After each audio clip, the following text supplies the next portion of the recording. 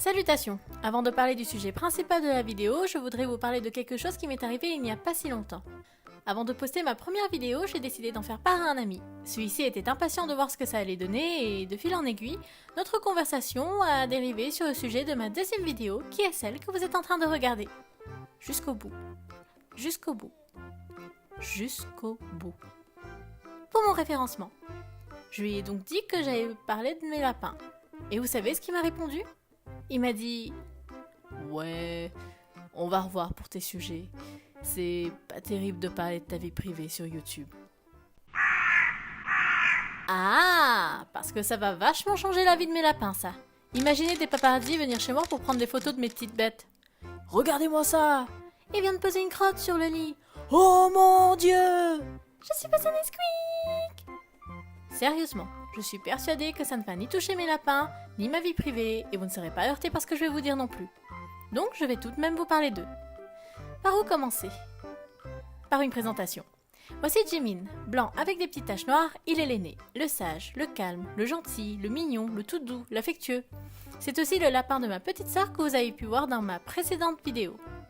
Et voici Jungkook, tricolore, noir, marron, blanc, il est le cadet, l'intrépide, le curieux, l'insaisissable, le cascadeur, l'insupportable, le pisseur, le distributeur de crottes, le fils de pute. Et il s'agit du mien. Pour ceux qui devinent d'où on leur a trouvé ces noms, vous êtes le bienvenu sur la chaîne, et je suis sûre que vous vous êtes déjà abonnés. Et si ce n'est pas encore le cas, alors allez-y maintenant, car je vais sûrement vous parler de ce sujet. Non, pas maintenant. C'est quelque chose qui me tient vraiment à cœur, car une de mes autres passions y est liée. Non, ce n'est toujours pas le moment. Donc, pensez à activer la cloche pour ne pas manquer ce sujet. Sinon, regardez-moi ça. Vous ne trouvez pas trop choupinous? Avec leurs grands yeux tout ronds et leurs petits joues toutes poilues et toutes douces. Ils ont l'air tellement mignons et innocents. Oh. Mais ils n'en ont que l'air, surtout pour le mien. Je vais vous donner quelques situations qui m'ont marqué. Jungkook, un chien ? Au début, j'ai cru avoir adopté un lapin, mais c'était qu'au début. C'est un chien, dans son comportement, dans sa manière de se gratter, de se déplacer, de renifler. Une fois, j'ai fait l'erreur de laisser un sac poubelle devant la porte d'entrée, et il est allé fouiller dedans, le con. Vous imaginez ma tête devant le carnage ? Parfois, on laisse ses cages à l'extérieur et j'ai cru qu'il y avait une énorme tornade parce que monsieur se grattait tellement fort qu'il commençait à faire bouger sa cage. Il adore renifler le sol aussi, pour chercher... Je sais pas ce qu'il cherche, mais il cherche. J'ai l'impression que c'est un chien de chasse. D'ailleurs, il y a un animal qui chasse souvent. Et c'est Sophie. La pauvre, elle se fait pisser dessus presque à chaque fois qu'il sort. Ouais, je crois que j'ai adopté un chien. Jimin, un mâle ? Quand Jungkook et Jimin sont entrés dans la famille, ils n'avaient que 2 mois. Ils n'étaient donc pas encore en âge de faire des bêtises. Mais l'un d'eux était plus précoce que l'autre. À présent, devinez lequel des deux a commencé à faire ses bêtises. Bingo, Jungkook. Et du coup, j'ai pu assister à des scènes de viol horribles et incestueuses. Mais le problème dans l'histoire, c'est qu'on commençait à douter de la sexualité de Jimin qui ne se défendait pas et ne faisait que de fuir. Je me souviens que Sophie l'avait attrapé et l'avait soulevé pour voir si c'était un mâle. Et on s'est retrouvés à jouer au docteur juste pour vérifier s'il avait un zigouigoui. Vous pouvez vous dire qu'on avait l'air débile, mais si vous étiez à notre place, je suis sûre que vous auriez fait la même chose. Heureusement, c'était bel et bien un mâle, mais ça, on en aura la certitude bien après. Jungkook, un maître kung-fu. Une fois, la chatte de la voisine était passée chez moi. C'était la première fois qu'elle allait rencontrer mes lapins. Jimin était dans la cage du bas et Jungkook dans celle du haut. C'était trop mignon parce que Chouef avait les yeux tout ronds de petit chat, un peu curieux et prudent. Et pour Jimin, c'était pareil.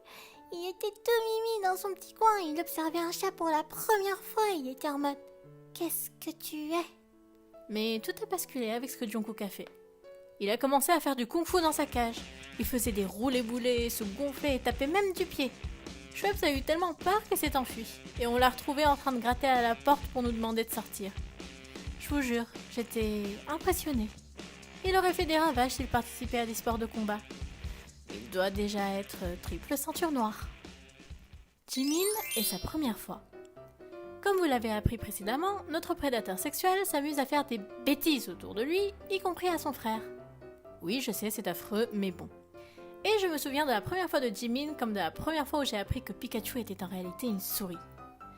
Parfois on posait nos 2 petits chenapans sur un meuble et donc aucun d'eux ne pouvait s'enfuir ou descendre. Bien entendu, on les observait toujours au cas où Jungkook embêtait Jimin. Cependant, un jour, alors qu'on faisait comme d'habitude, cette fois-ci c'était Jimin qui se rapprochait de Jungkook.